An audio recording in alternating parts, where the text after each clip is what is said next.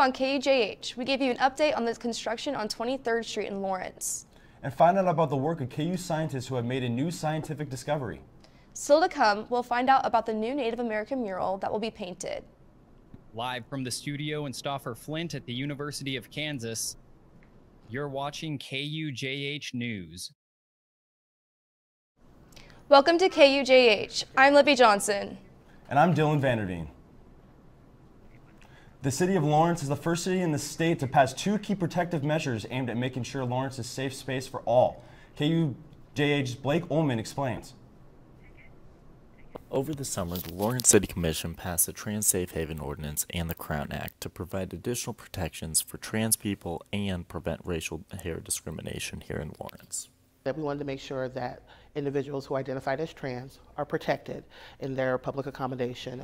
And so we wanted to share a message not only to the legislature but also to our community that it's important that individuals see themselves.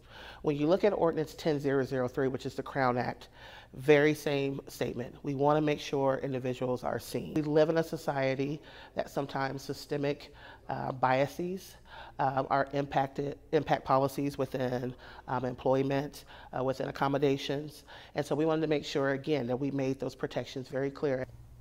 With the passage of the 2 most recent pieces of legislation, the Trans Safe Haven Ordinance and the Crown Act, the Lawrence City Commission made Lawrence the first city in Kansas to pass both pieces of legislation. Loudlight, a statewide youth advocacy group, advocated for both pieces of legislation. I think now that students are back, I want them to know that things like this are possible, whether it's an issue with the university or student senate or at the state house or even the city commission, that we do have the power to come together and bring about change on the issues that we care about. The City Commission passed both pieces of legislation unanimously in order for them to become law. For KUJH News, I'm Blake Ullman. 3 commissioners are up for re-election in the general election on November 8th. If your daily commute takes you anywhere east in 23rd Street, Lawrence, you've probably found yourself sitting in traffic. Phase 1 of that project started in June of 2022. Just over a year later, it's still causing issues for those of us who navigate that spot on daily traffic. KUJH's Brock Niemeyer joins us live with an update. Thanks, guys. The construction here on 23rd Street stretches an entire mile beginning on Leonard Avenue all the way down to East 1600 Road. The work is being done to repair a water main. With one side of the road nearly finished, the other side is down to 1 lane in each direction. This is what has been causing drivers headaches going to and from home and work. KU student Nick LaCastro works at the local Sonic Drive-In and says he has a hard time getting to work on time. I'm done with class about 2:30, and then I got to be at work at 2:45, 2:50. My boss is sort of lenient, but it's getting on his nerves right now. The traffic has just been absolutely terrible. I leave class, sprint to my car, and I still can't make it to work. I get to work about 3:15 on a good day, and that's still 30 minutes late. And as you can see behind me, even in the middle of the day, there is still pretty backed up traffic. And with rush hour approaching in the coming hours, it will only get worse for drivers on their commute home. Good news, though, for Lawrence residents. This project is expected to be completed in December of this year. Reporting live for KUJH News, I'm Brock Niemeyer. Back to you. Scientists at KU have discovered new research that may impact the scientific community as a whole. Take a look. In a Hayworth lab, a team of scientists have unlocked new information on outer membrane proteins, finding their same shape, called beta barrels, is present in a larger number of bacteria than previously known. The team has created a database with these findings, noting the potential that beta barrels possess. Coming up with all of this information has really opened up new vistas for us and for other labs to better understand and better target these bacteria. Daniel Montezano designs protein and says it is possible to design and manipulate beta barrels, allowing scientists to change their function. This manipulation can lead to advancements in medicine and the environment. This information is available to scientists and researchers around the world. It's a very important thing, I think, in any kind of research, that we're doing things not just for for the pleasure of discovering things, but actually for advancing the possibilities of new research. The work being done in this lab not only advances the general knowledge of bacteria, but has untapped potential to lead to one of the next major discoveries in medicine. Find more information on today.ku.edu. You know, Libby, the weather outside is getting a little bit nicer. I'm still sweating a little bit walking up the hill here on campus, but I don't know about you. How are you feeling the weather is? You know, I think it can be a little bit cooler. Ashton, how's it looking? Good morning, KU. We're taking a live look outside at KU's campus right now. You can see that we have clear skies. Some clouds are moving in the far distance. For most of the part, we are going to stay relatively sunny today until those clouds begin to move in out of the southeast of Kansas, and up north we have some more action going on that way as well. But for the most part today, we are just looking at about a 10 to 20% chance of showers. Our temperatures are sitting in those mid 70s right now, 74 here in Lawrence, a little bit warmer down south to us, 76 there in Ottawa, and we have this nice breeze coming out of the southeast right now at 8 miles per hour, and that's going to carry with us for most of the day. If you have allergies, though, one thing to be aware of for today is that allergies are on the rise, so it would be good to get into the routine of taking that allergy pill for today and the remainder of the week. Coming up, though, in the forecast, we're going to talk about those several thunderstorm chances that could be affecting our game day. We'll break down that game day schedule for you, and then we are back into the 70s to start the week off, and we'll talk more about that in the full forecast. Coming up, we will talk with an artist who is creating a new mural honoring Native American heritage and culture. And later in sports, we'll have a live report from KUJH's own Aiden Pezel to take a look at this upcoming football matchup this weekend. Coming up, you'll learn all about the Haskell Art Market. I'm Jack Dennebeim, coming up on KUJH News, I visit with Eudora High School's new head track coach to see how she feels about her new position. Where you go to college makes a statement about you. This place will become a part of you, your identity for life.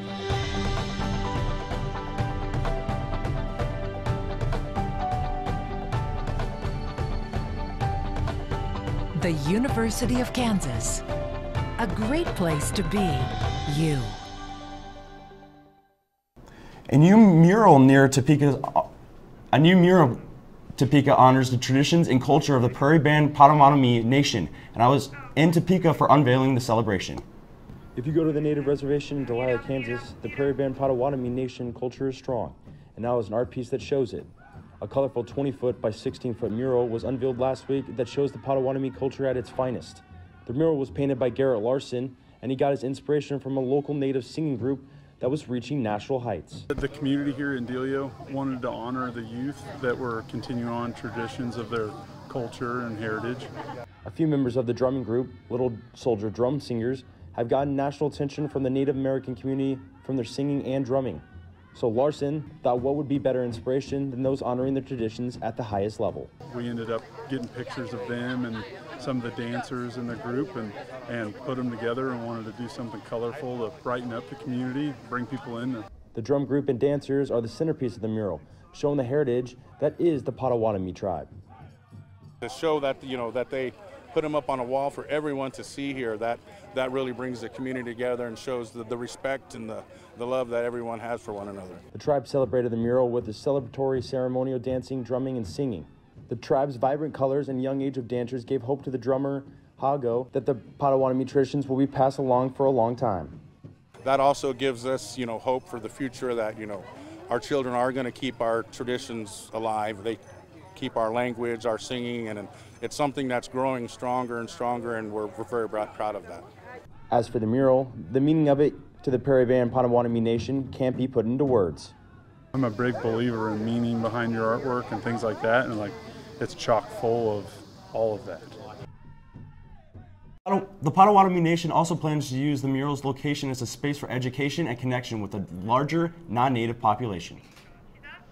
The Haskell Art Market is an annual opportunity for Native artisans to share and showcase their work to Lawrence community. KUJH's Abby Lord takes us to the sights and sounds of this year's market. On September 9th and 10th, Haskell Art Market attracted hundreds of people from all over the country.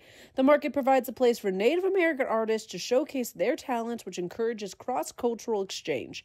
The special event brought out U.S. Representative Sharice Davis. Just really, really excited to get the chance to come out here. The Haskell Art Market attracts people from literally all over the country. There's such beautiful art, so many people representing their individual tribes or cultures, and it's a beautiful thing to see. At the market, a shopper was able to see paintings, pottery, jewelry, and carvings. There was also unique food to enjoy for people who got a little hungry shopping and talking. This one-of-a-kind event has been going on for 33 years and was free to the public. Vice Chair Steve LeCoeur says how much he loves being a part of this event. Just bringing the Native community together, and all the visitors we get from the surrounding communities. You know, it lets them know, you know, we're here. Vendors were set up underneath tents where attendees browsed and shopped. Vendors loved it and got to share their stories with customers. For KUJH, I'm Abby Lord. Thanks, Abby. If you missed this event, and you might want to plan to attend this weekend's powwow at Haskell, where there's sure to be arts, crafts, and food vendors, as well as impressive dancing taking center stage. From adversity, we rose. We made history and became pioneers, voyagers, champions, Jayhawks. And when our chant rises, haunting and hallowed, Jayhawks are telling the world what's near. Victory. Welcome back, KU. We're taking a look at our current temperatures right now. This is across the central and Midwest plains, sitting at 77 here in Lawrence. Locations to the south of us are feeling warmer already in those 80s. Don't worry though, KU, we're getting up to those 80s today. By lunchtime, we're already feeling those upper 70s. And then by the time classes let out in the later afternoon, we are in those low 80s already, so we are feeling 81 by 4 p.m. We have this 10% chance of showers starting, and then later into the day it is increasing our chances into the afternoon. We have more chances for thunderstorms there, 85 degrees and mostly sunny for most of the day with a southeast wind. We do have this marginal risk, a 1 out of 5 for here in Lawrence. For our location, we are sitting at a marginal risk, so if those thunderstorms do pop up, they do have chances of bringing some stronger winds and hail that will continue to track for you throughout the day. Today's forecast is going to drop our temperatures into the 60s for tonight with that 40% chance of showers and thunderstorms hanging on. We have that southeast wind at 7 miles per hour for tonight. And then this is a glance at our game day forecast for us on Saturday. By noon, it's going to be in those upper 70s already. By the time kickoff comes, it's going to be at 84 degrees, and it's going to be pretty windy. Wind gusts getting up to 30 miles per hour for kickoff, so be aware of that if you are out. And then by halftime, we are in those mid 80s still. We do have chances of thunderstorms during the game as well, so we will be continually tracking those for you as well. This is a glance at our future forecast. Through the week, we do have chances of some pop-up showers and thunderstorms for Thursday, Friday, and Saturday that we will continue to track.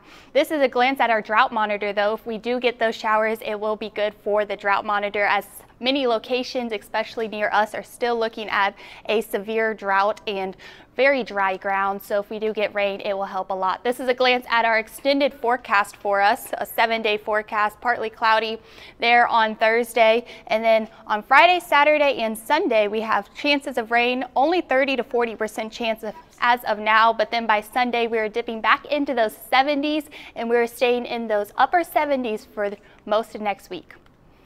Back to you guys. Hey guys, it's Aiden Pezel for KUJH here at David Booth, Kansas Memorial Stadium. Up next, we will talk about the matchup with KU versus BYU. Welcome back to KUJH Sports. I'm Claire Decatur. To get this week started, we start with the undefeated Kansas football team. The Jayhawks knocked off the Nevada Wolfpack last Saturday to improve a 3-0 record.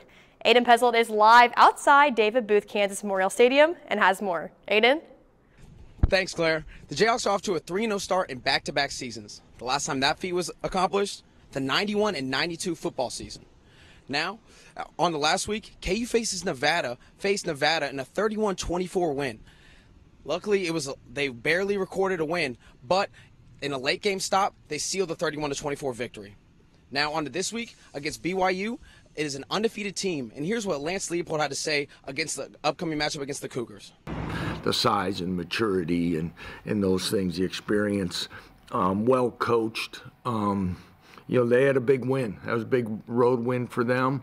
To be down 2 scores on the road and to come back and win in the fashion that they did, you can tell they're well coached, poised, that maturity that you're looking for. At David Booth Kansas Memorial Stadium. Claire, how's the volleyball team looking? Kansas volleyball is off to a 9-1 start and is currently ranked 17th in the country. Last week, the Jayhawks swept Bellarmine, New Hampshire, and Texas State on their way to win the Jayhawk Classic. This week, the Jayhawks open the Big 12 play as they head to Lubbock to take on Texas Tech in a 2-game series. The first serve is set for 7 p.m. on Friday and 2 p.m. on Saturday. As for the high school level, after being an assistant coach for just 2 years, Mary Jo Swan is now Eudora High School's new head track and field coach. She's looking to help the team build off of last season's success. KUJH's Jack Dittebine has more on the story. Ever since she was in kindergarten, track and field has always been a part of Mary Jo Swan's life. But for the first time in her track career, she is taking on a new role as head track coach at Eudora High School. I'm so very excited, but I definitely would not have been able to step into the role without such an incredible coaching staff behind me.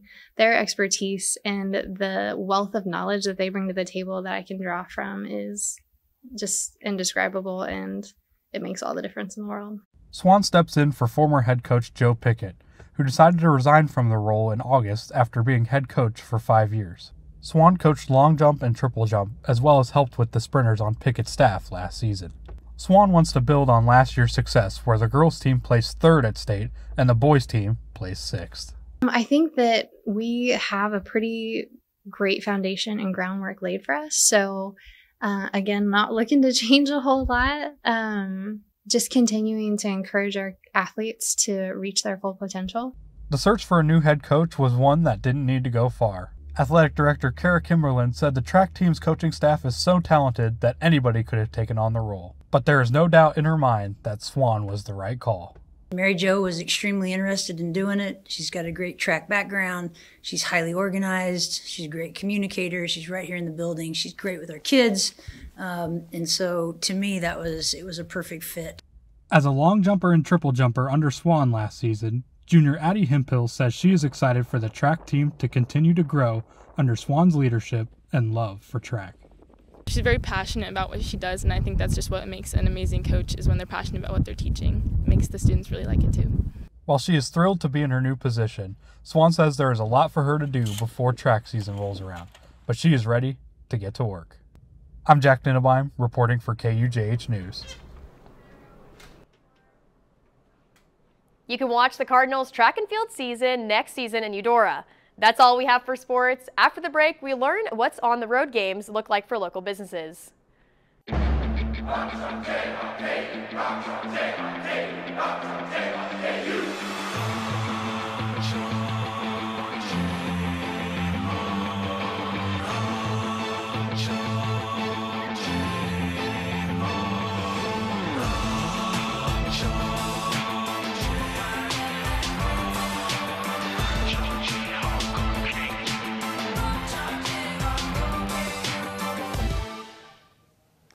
Welcome back to KUJH. Away games mean students have to find other places to watch the big game rather than tailgating with friends. Whether it's local college bars or local restaurants, students find other fun ways to enjoy the Hawks game. Taylor Pack, who is a host at Johnny's Tavern, says away game day is a new kind of busy. It's always loud on a game day. People are cheering, yelling. It's a lot of fun. It's a lot of fun to watch from the host stand, people at the bar, like getting excited over the game. I think that away games are honestly sometimes a lot more fun than home games. It's a little bit more comfortable. The atmosphere is just, it's electric. You're hanging out, music is loud, food's amazing. Looking ahead to next Saturday, you might want to think about making reservations now if you're planning to watch KU take on the Texas Longhorns. That's all for now. Thank you for watching KUJH. Make sure you turn in next week for more local news, sports, and weather. And for more coverage, be sure to follow us on Instagram, Twitter, and TikTok, and visit our website at tv.ku.edu.